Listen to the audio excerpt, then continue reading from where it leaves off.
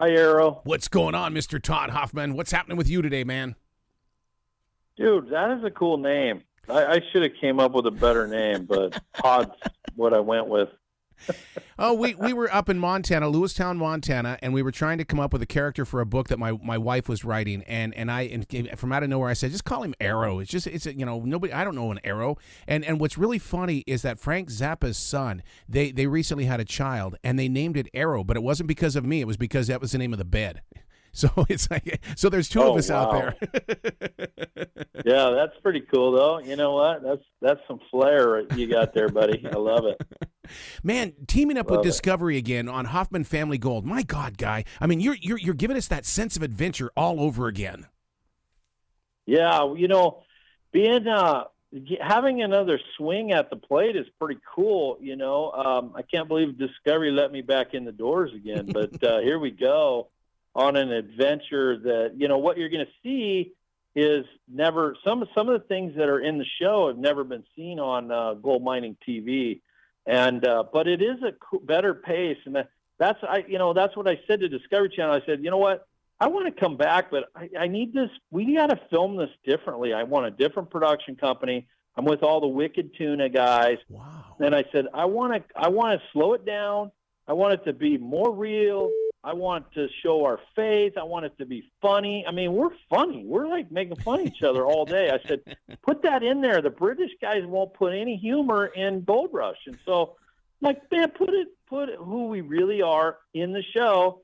I want people to feel like they're standing there with us. They're making decisions with us. I want them to feel like, be able to sit there and listen to Jack and Thurber, bark at each other in the cleanup room. I want them to see the gold. I want them to see hopefully we can even talk numbers with them. And, right. But anyways, it's just a different experience. And in Discovery, once they started seeing what we were giving them on the footage, they gave us pulp Friday nights at 8 PM. Of course, the first night was at 10, which is on the 25th, but, yeah, and then we slide right into the 8 p.m. time slot. You don't get that unless they have a lot of confidence in you and a lot of trust. And so that's where we're at. Get on the adventure. If you're not on it, get on it. It's a breath of fresh air. I want you guys to crack open a beer and go on this little ride with us. It's going to be pretty cool. Turned into a beer drinking game. You guys say certain things. Oh, yeah, get a swig. They used to do that every time I said the word frick. There was a bunch of bars all throughout the South and in Ireland and England, and they were taking shots. They were doing all kinds of stuff. So. Well, where along the creative process did you say, "Hey, look, I don't want to just go to any gold mine. I want to go to a rundown mine near Nome, Alaska." In other words, rundown, that means it was empty, right? I mean, what happened here? Do you ever hear the old adage, at 10 o'clock she was a 2, but at 2 o'clock she was a 10? Yeah. Okay. So not exactly. I don't have any equipment. I don't have any wash plants. It's not like people are beating down my door to have me come mine on their property. It is a situation where I have to earn it. It's a situation where I have to come into a tough situation and try to help. Mm-hmm. And if I do X, Y, and Z, I want this gold mine, right? And so that's it. I mean, it's kind of a pay to play, and that's where we're at. We are at ground zero. We don't have a big mining company anymore. We're back in Sandy, Oregon. We're not, so we're trying to rebuild. Yeah. And so we're in a rebuilding phase of our life, and that's what you're going to see. Do we make it? Do we fail? What happens?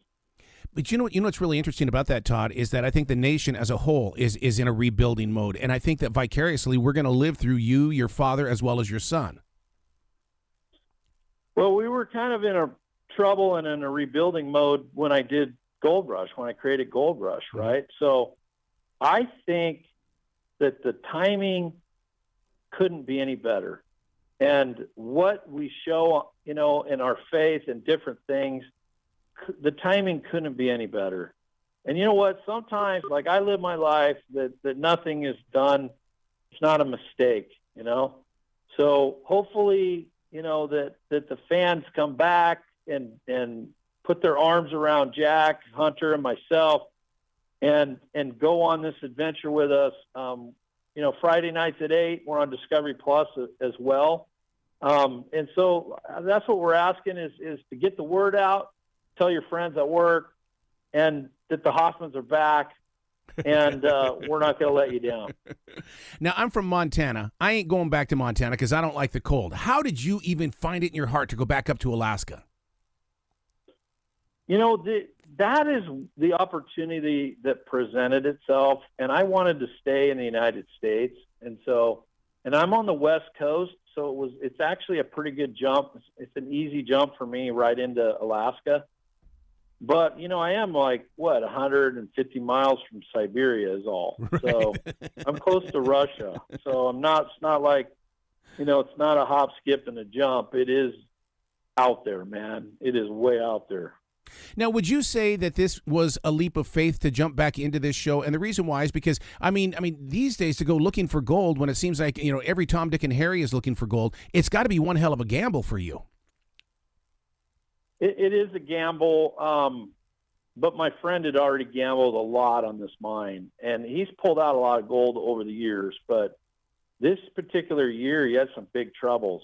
But it's a gamble. I would say less than 5% of the people that go gold mining at this kind of level make it. And maybe it's like 3. It's not very good. Wow. The odds are not good. All right. And the goods are odd. Okay. So it is tough. It's not fun at times. And other times it's exhilarating and you feel like I don't know. It's like there's some feeling about when you dig up gold and you turn the water off and you just see it right there in your sluice box, like a big row of gold all the way across. And you're like, oh my gosh, like this is actually happening, right? It's like, it's freaky, man. There's something about it. Gold is woven into the American fabric in some strange way. I can't explain it. Arrow, it's there though, bud. So now I know how valuable gold is to the U.S. government. Are they standing around watching you and things like that to make sure you're doing it all right? Yeah, there's 29 agencies over my shoulder. Yep. So trust me, there's not a lack of oversight. The federal government is always watching everything you do, from safety to environmental to reclamation. Yeah, I mean it's done responsibly. There's actually too many agencies out there, but we play by the rules. We've got a good reputation doing that.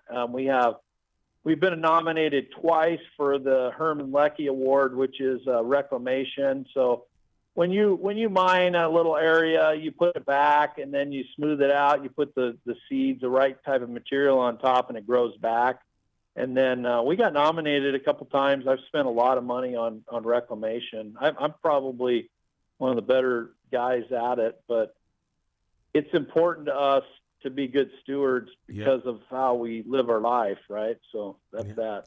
Wow. Well, I can't thank you enough for making your way back to Discovery and Discovery Plus, because Hoffman Family Gold is really, we call it water cooler conversation. You're going to create it, and all of a sudden we're going to be putting it on our social networks. Hey, awesome. Thanks for having me. Well, you be brilliant today, okay, Mr. Todd? You too. Take care.